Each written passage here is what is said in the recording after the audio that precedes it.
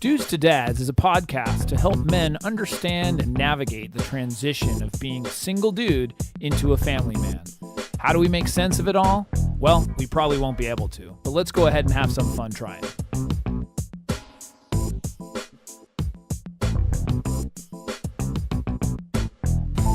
And we are back. We are back.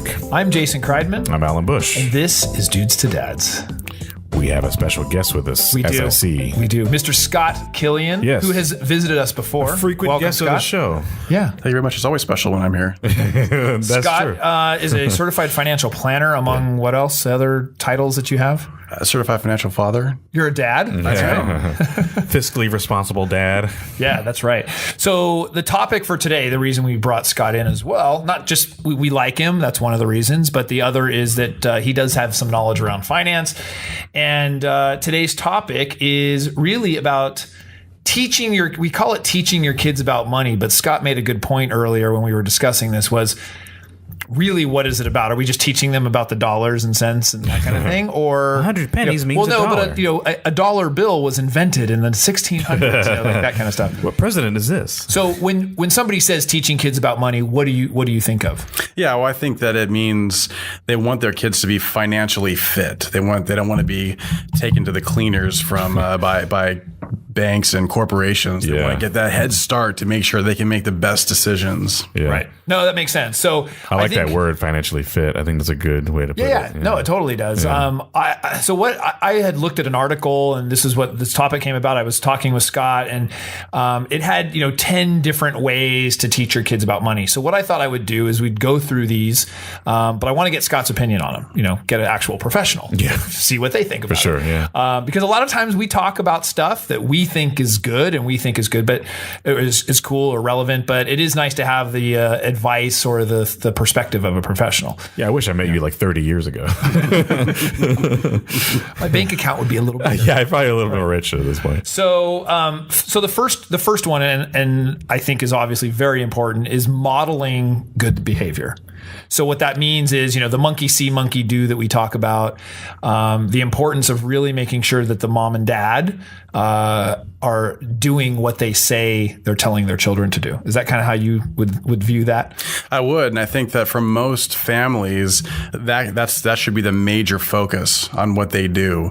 If you don't model great financial behavior, it doesn't matter what you tell your children to do. They will, in fact, do what you do as opposed to do what you say, and that extends to things far beyond finances. No, very, very good point. Yeah. So it's kind of like in a lot of different things that we talk about where there's steps.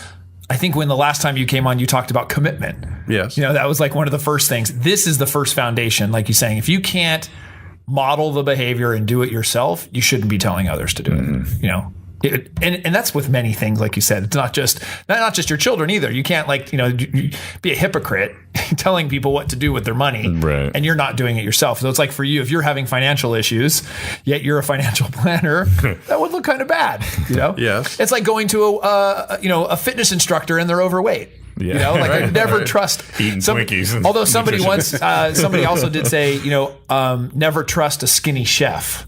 It's kind of the opposite. Yeah, the opposite. So, yeah. I will say though, I used to be a financial analyst, and I was broke. Yeah, but I wasn't like managing people's money, telling them what to do with it. I just kind of crunched numbers in the back end. But sure, there was some. Yeah, it was a little bit of irony to that when I was doing it. The second one is don't say we can't afford it.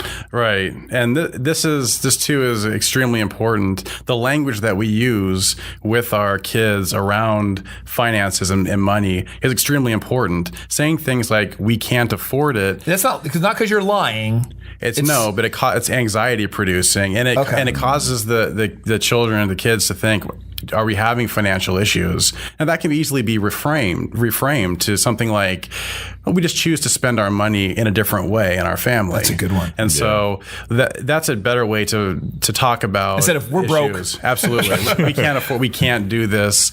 The limiting, the constriction, it causes stress in our kids' lives, things we definitely don't want, especially around money, because I'm sure we all know plenty of adults who have stress around money. Anybody here, for that matter? This is video too? Oh, I don't think they can see that. I don't stress about money. Ask my wife. Yeah.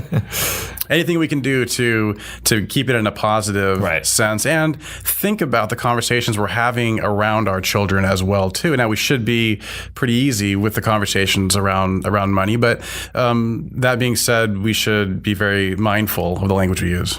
Well, it's interesting because first thing, going back to the modeling good behavior, you can see, and I can see myself like, gosh, I can't afford that.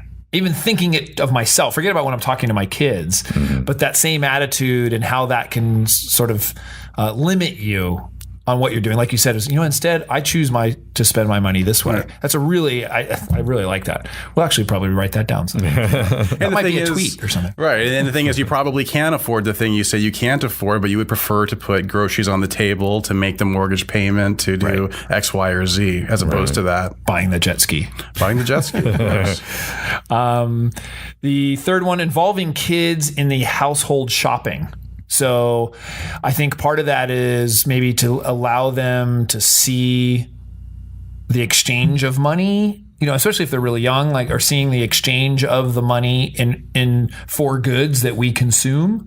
What would you think would be that? Yeah, absolutely. And so these are the household shopping is the grocery store and the staples, the things that we need around the house. It's important for, at some point, and this is not in the early ages with kids, but at some point it's important for them to participate with you. We use things, they go away, we have to replenish them. Okay. And more than just having them come with you for the household shopping, it's to see the actual exchange of the dollars and the cents, not the credit cards, but the actual currency being exchanged. I think that's another tip, so we can get to that one. Yeah, no, you're ahead of the game. Oh, wow, okay. It's almost like he's seen this. So, okay, that makes sense. And related to shopping, but this one says, don't take kids shopping for fun.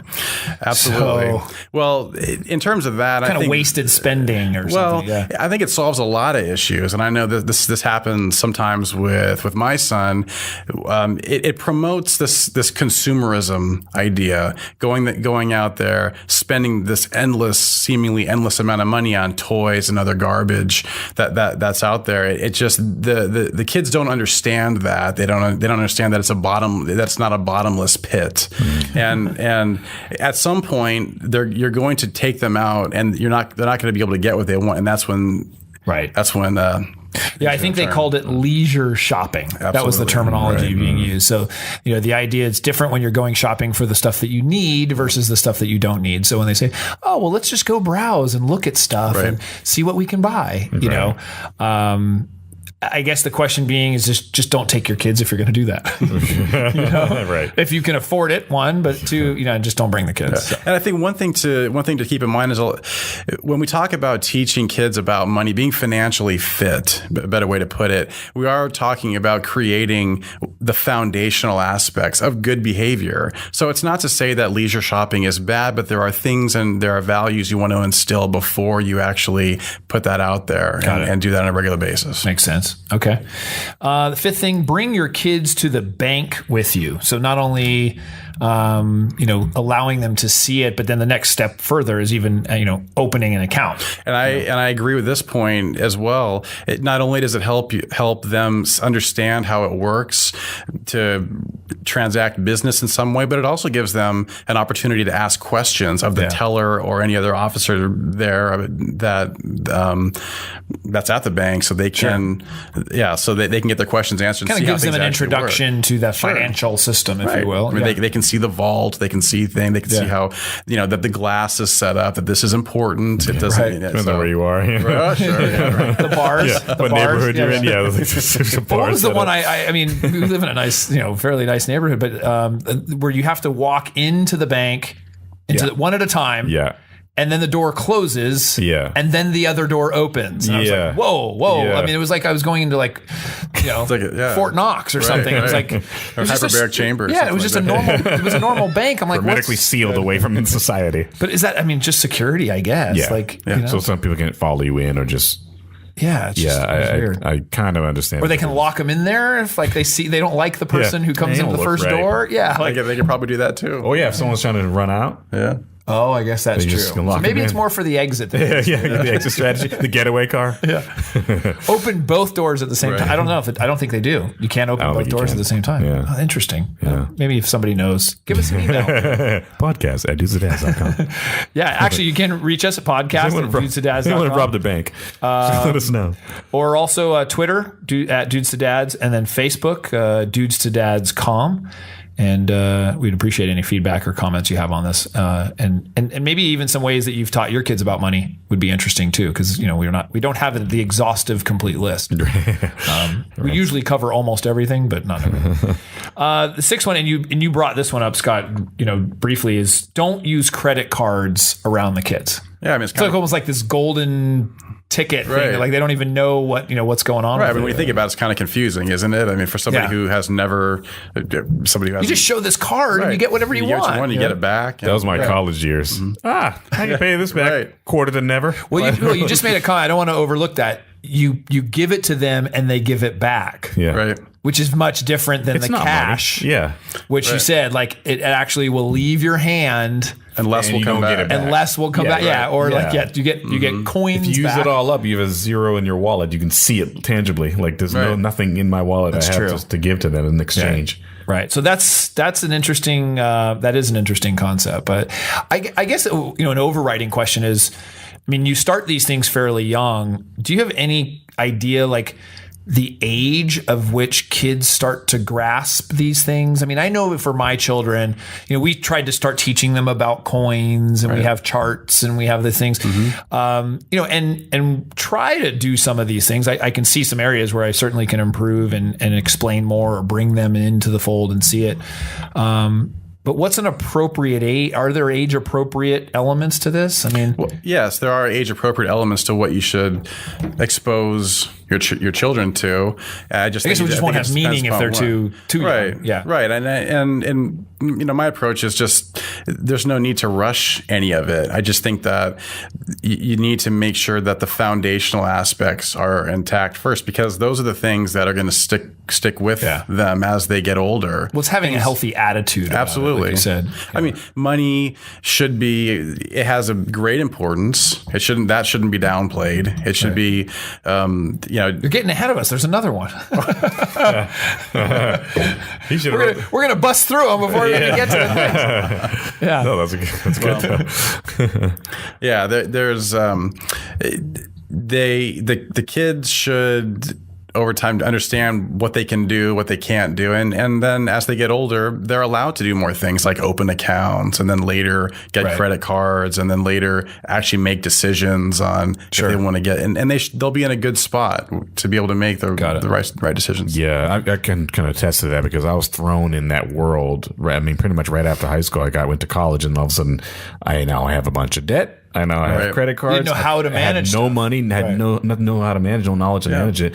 And so, I just thought that, like you said, it was almost an inexhaustible, endless supply of credit. Bought all my books and food and stuff that I didn't have. Right. And then, by my sophomore year, I'm pretty much broke and in debt. Right. And it was okay for you to do that at the time. You're thinking that's totally fine. I'll just take care of it. I'll pay it later back. Right. It doesn't work that way. Or I wasn't responsible enough to do that. So little experiences here and there, and it's a lot better for the kids to fail small, when there's, to make mistakes. Yeah. Doing that at a later age to not have enough money for something small. Yeah. Got it. All right. This one's a little bit controversial, I think. Give an allowance. Yeah. The reason I say controversial is because we had a meetup group earlier today or tonight, and there was a debate about that. Really? So it was whether allowance is appropriate or making, there's different philosophies on it. Like so why don't you? So one of the things about an allowance is typically parents will give those to kids in exchange for doing things like, picking up the dog poop or washing dishes or something like that. And these are things that you just do, in my opinion, as part of the family. You live, you once you get to an age where you can start participating around the house, well, you participate in eating the food, making the mess, and so you should be, you should participate in fixing it. Yeah. And so I'm of the mindset that giving an allowance for that purpose comes with greater consequences down the road. However, I also believe that the only way to really get good at understanding money is by practice using it. Mm-hmm. So there's going to be a time where they can't get a job really.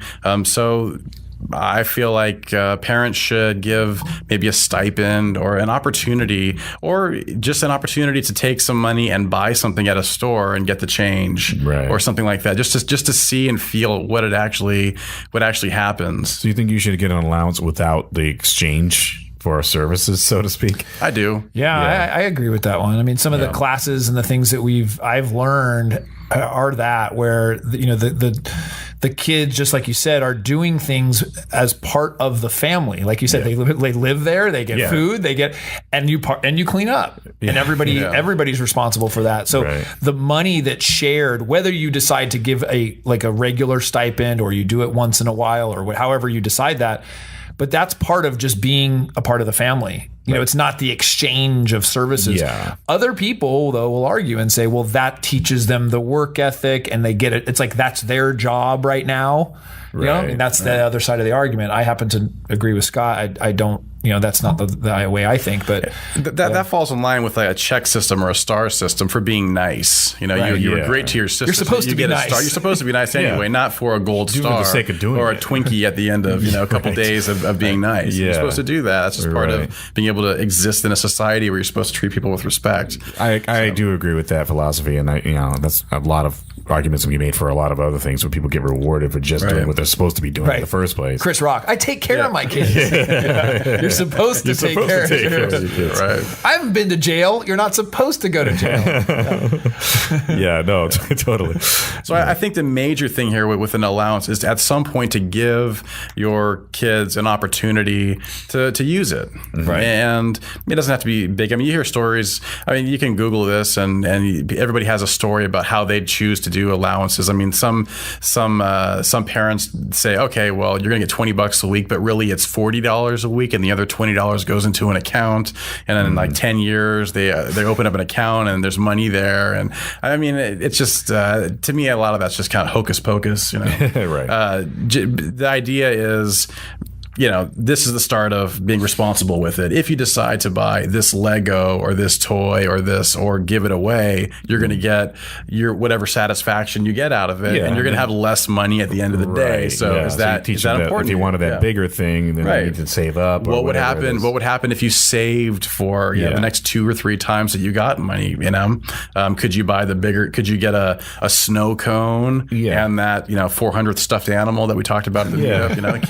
Can we do that? We can get that Xbox in a couple of weeks, that Xbox, months or whatever. What was that bank thing that we talked about on a show? Spend, share, save. Spend, share, save, and you put the money in the different compartments and stuff. Something that we brought up is, are we as adults doing the same thing? No. So we're telling them, take a third of your money and do this, and a third of your money and do that. And it's like, really? Am I doing that? Yeah. I mean, same thing. I mean, you've got to do with what you are telling them to do, and because they're going to see that. So, that's going back to the modeling, it's the values that each family has. If you have a value system in your family where you save a third of what you do, or you give a third away, well, your kids are going to feel that. They're going to know that this is part the bank. That's what we do. Yeah. And so here's your opportunity, your small opportunity to have your 3 jars. If you're like, I'm blowing it all on parties, but Johnny, I'm going to set up 3 jars because this is responsible. This is responsibility, and you need to learn this. Right. So I'm going to give you some money, and I need you to save. I got to go home and change the jars. Right. Well, change the share part to less taxes. percentage. Yeah. We pay taxes. We share it with the government. Right. That's true. Technically. Yeah. We do give a third away. Start getting me going on that. The 8th one, don't give your kids loans. So, I mean, which seems really just basic. If they don't have the money, they don't get to do what they're doing. Absolutely. Right. It's counterproductive.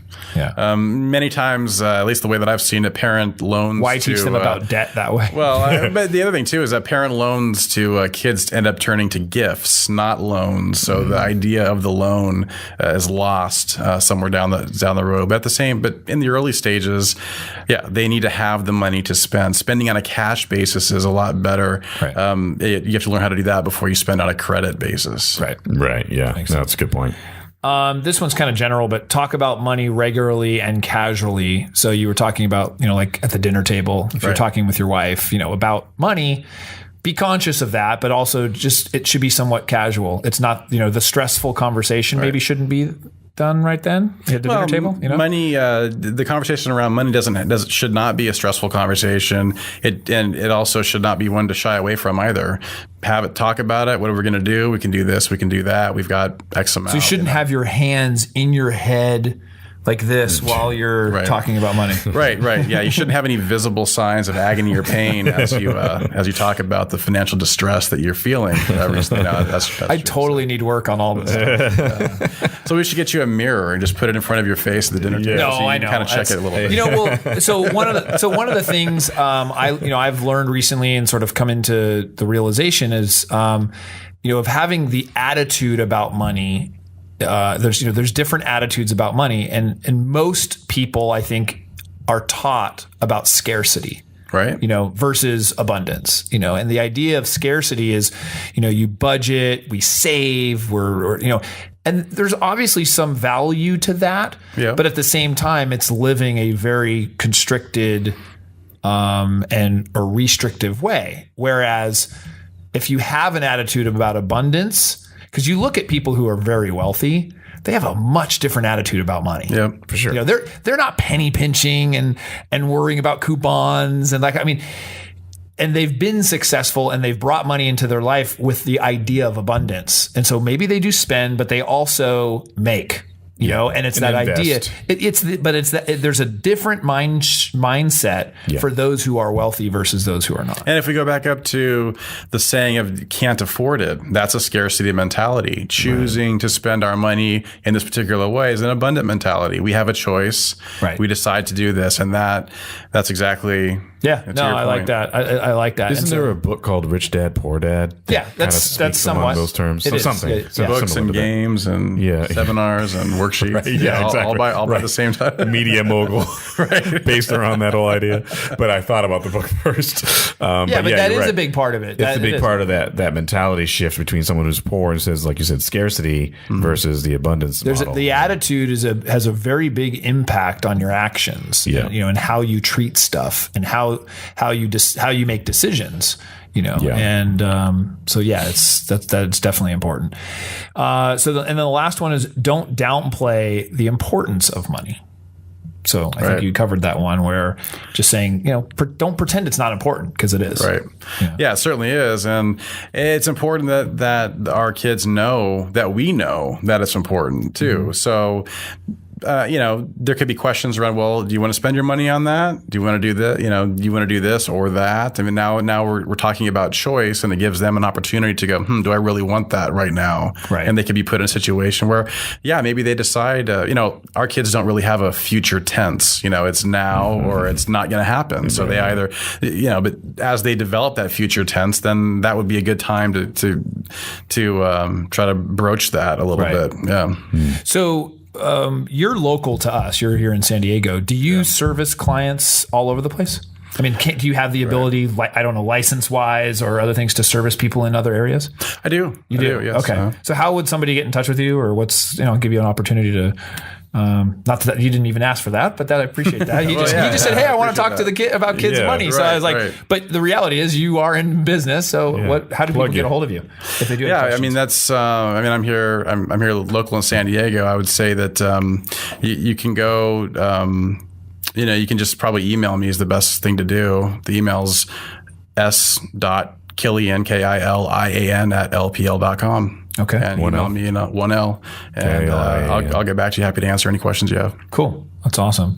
Any other questions, Alan? While we have him here? No, everything's great. Again, when you come in, I always like it because you're teaching me about financial responsibility, and I was not taught very well about financial responsibility. No, I don't think most are. I don't think most of us are. But in the context, I just kind of went to college on the other side of the United States, and I had to learn everything the hard way, and I'm still suffering for it. I think that's what most people have to do. It's most people, like you said, I mean, you're saying it's like the discussions aren't there. It's not part of money's kind of secretive. It's hidden. It's that kind of thing, and sometimes bad. And so I think, people who learn about money learn about it on their own. They seek it, they go and they learn, what they need to do and how they need to do it. So yeah, it's interesting. There isn't really a class that teaches you how to do any of this stuff. There's not really a class that teaches the profession that I'm in what to do. It's all by feel. fire. Just actually, yeah. I mean, so it's like you take licensing tests and stuff, but that has nothing to do with it has nothing to do with the how to deal with conversations people's actually. stuff. Right. It has nothing to do with pretty much anything that I do. But yet it's required. So go figure. Yeah. The government requires that stuff. Just, check the box. Exactly. Well, cool. Well, thank you for coming in. Always dropping some knowledge. Yeah, absolutely. It's my pleasure. Appreciate that. And once again, we'll put his contact information up on our page for everybody. Also, be sure to go to iTunes and Stitcher and leave some reviews or 5-star reviews. We do like that. And share your comments about fiscal responsibility. That'd be great. And or how bad you've been in the past. How much you are broke. Your financial distress stories are also interesting as well. Exactly. We will air them and laugh. Yeah. And email, once again, podcast@dudestodads.com. And any other final thoughts, questions, comments? We're good. It's late. Wow. Yeah. I think we're good. Cool. Well, everybody, thanks for being here again, and we'll see you next week. See you next week.